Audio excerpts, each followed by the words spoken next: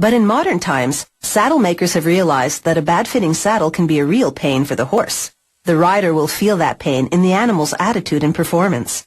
So now, saddles are often custom-made to fit both the horse and the rider. It's a little 21st century horse sense. To make an English saddle, they attach both rigid and flexible steel strips to a frame made of polyurethane, which is called a tree. Then they rivet a stirrup bar through the tree to the steel that's just been fastened to the underside. With a jigsaw, a worker cuts a hole in the tree and then glues foam for cushioning. Now he coats the back of the cantle, or seat, with glue and sticks a piece of leather onto it. He crimps the leather around the edges of the tree, and using a special tool for cutting leather, called a clicker knife, he carves away the extra material. Then he sprays glue onto the top of the tree and presses a layer of foam onto it. Using an ordinary kitchen knife, he slices away excess foam at the sides and carves out more foam to shape the seat. Then he shaves the edges with a rasp. Next, he layers 2 more foam pieces over it and sculpts and shaves those layers. He runs a measuring stick along the seat to make sure it's even, and then pastes a piece of black foam on top to add even more cushioning. Now, with a half-moon blade, another worker slices a piece of leather to make a saddle flap. She follows a trace out of the rider's leg. She feeds the flap piece into a skiving machine. Its circular blade shaves the edges of the leather as a wheel pulls it through. The thinned-out edges will be easier to sew later on. Next, she heat stamps the saddle logo onto the flap. She also stamps the model, serial number, tree and seat size onto the saddle.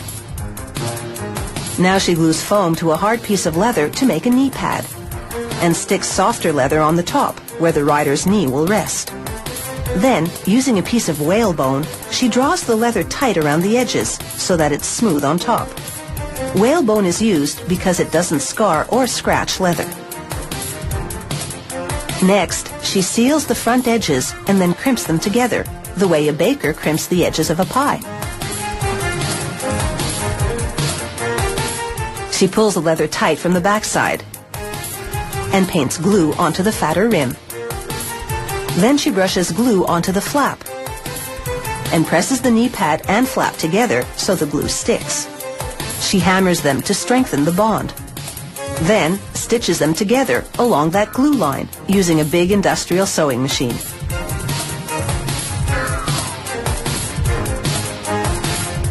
With a steel prod, she stuffs a wool and synthetic mixture into the panel which will be on the horse's back.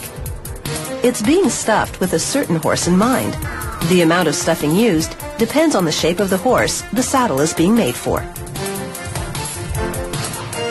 She hammers it flat with a rubber mallet and then stitches the panel to the top of the saddle.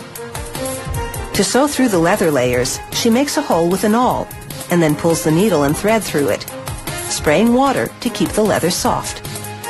She hammers the seam to get rid of any gaps between the layers. But sewing the back of the panel to the bottom of the seat is a bit trickier. She uses a curved awl and needle to work with the contours. It's taken about 25 hours to piece together this customized English saddle, and that's with no horsing around. This is the Saddle Tech device, and they use it to make sure the saddle measures up. It measures it in 4 sections. Now it's onto the tree machine. It adjusts the gullet plate, the piece of rigid steel that sits above the horse's withers. Plastic panels support the saddle, while a hydraulic press bends the plate to fit the measurement. Now it's time to saddle up and check out the horsepower from this custom-made seat.